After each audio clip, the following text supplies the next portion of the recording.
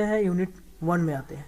Unit 1 का जो नाम है वो है जेंडर इशूज की कंसेप्ट, यानी लैंगिक मुद्दे और उससे जुड़े कुछ महत्वपूर्ण संप्रत्यय। और वे कौन कौन से मुद्दे हैं, तो वो हमारा पहला जो टॉपिक है इस यूनिट का, उसमें हमें मालूम चलेगा कि वो मुद्दे कौन कौन से हैं। तो gender, sex, sexuality,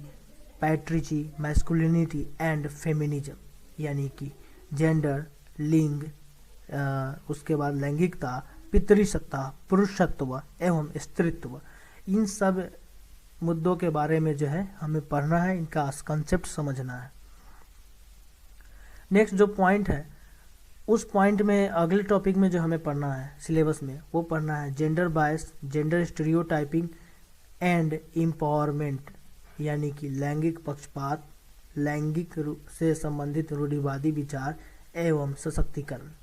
gender bias यानी लिंग के आधार पर पक्षपात करना, भेदभाव करना, और जहाँ भेदभाव होता है कोई ना कोई एक मानसिक सोच होती है, एक रूढ़िवादी विचार होता है, तो उसके बारे में पढ़ना है हमें, जेंडर स्टीरियोटाइपिंग करके इसके बारे में भी हमें पढ़ना है। और फिर जो है हमें पढ़ना है, जब ये सब चीज़ें होती है तो इसके निवारण करने के लिए हमें सशक्तिकरण करना पड़ता है उस लिंग का, उस वर्ग का, उस कास्ट का। तो उससे लैंगिक सशक्तिकरण के लिए क्या क्या किया जा सकता है उपाय, और किन किन प्रयासों को किया जाना चाहिए, उसके बारे में पढ़ना है। नेक्स्ट जो टॉपिक है वो हमारा इसमें जो पढ़ना है वो है equity and equality in relation with caste, class, religion, ethnicity, disability and region, यानी समता और समानता किन किन संदर्भों में पढ़ना है। तो हमें पढ़ना है कास्ट यानी जाति, वर्ग, धर्म, जाति समूह के गुण, शारीरिक अक्षमता एवं क्षेत्रीयता। तो इन सब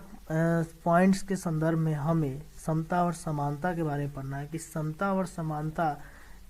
कैसे एक चुनौती है, और कैसे इन सब चीज़ों में,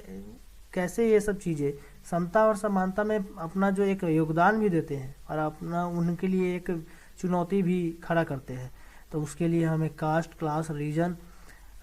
इथनिसिटी, डिसेबिलिटी एंड रीजन, इन सब टर्म्स के बारे में पढ़ना है। नेक्स्ट जो हमारा ये पॉइंट है, नेक्स्ट टॉपिक जो हमें पढ़ना है वो पढ़ना है हमें paradigm shift from women's study to gender study, यानी कि महिलाओं के पढ़ाई लिखाई यानी उनके अध्ययन से लैंगिक अध्ययन में क्या एक प्रतिमान विस्थापन आया है, लोगों में, समाज में, आजकल इस जमाने में क्या एक सोच में क्या बदलाव आया है, लोगों का नज़रिया कैसे बदला है विमेन स्टडी से जेंडर स्टडी की ओर। तो इन सब चीज़ों के बारे में जो है हमें पढ़ना है इसमें। और नेक्स्ट जो पॉइंट है उसके अनुसार हमें जो इसमें पढ़ना है वो है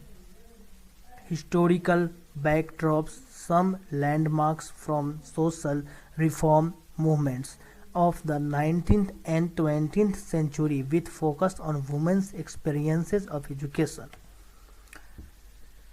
अब फ्रेंड इसमें हमें क्या पढ़ना है, हिस्टोरिकल बैकग्राउंड, कुछ जो है ऐतिहासिक पृष्ठभूमि के बारे में जानना है कि कैसे जो है महिला सशक्तिकरण के लिए 19वीं और 20वीं शताब्दी में कैसे जो है महिला केंद्रित यानी स्त्री केंद्रित सशक्तिकरण आंदोलन चलाए गए, कैसे उनकी एजुकेशन के लिए खासकर जो है प्रयास किया गया कि महिलाओं को भी शिक्षित किया जाए। तो इसके बारे में हमें पढ़ना है। नेक्स्ट टॉपिक जो हमें इसमें पढ़ना है और वो है contemporary period recommendations of policy initiatives, commissions and committees, schemes, programmes and plans, यानी कुछ समकालीन मुद्दे हैं। कंटेम्प्रेरी पीरियड, अभी जो वर्तमान समय है, अभी जो कंटेम्प्रेरी ये जो समकालीन समय है, समकालीन कहने का मतलब कि लगभग अगर देखा जाए तो आज़ादी के आसपास से अगर हम बात करें आधुनिक भारत में, तो आज़ादी के बाद से लेकर अब तक कौन कौन सी ऐसी नीतियाँ या कौन कौन से ऐसे इनिशिएटिव लिए जा चुके हैं महिला सशक्तिकरण, महिला शिक्षा और उनके उत्थान के लिए, उनके सशक्तिकरण के लिए, उत्थान के लिए, शिक्षा के लिए, वे कौन कौन से रिकमेंडेशंस थे, कौन कौन सी पॉलिसियाँ नीतियाँ हुई, कौन कौन से इनिशिएटिव्स ले गए, कौन कौन से कमीशन यानी आयोगों और समितियों का गठन किया गया, कौन कौन सी योजनाएं चलाई गई, कौन कौन से कार्यक्रम चलाए गए और क्या क्या योजनाओं को, उन योजनाओं को कैसे लागू किया गया, इन सब चीज़ों के बारे में हमें यूनिट 1 के इस टॉपिक में पढ़ना है। अब हम बात करते हैं यूनिट 2 की।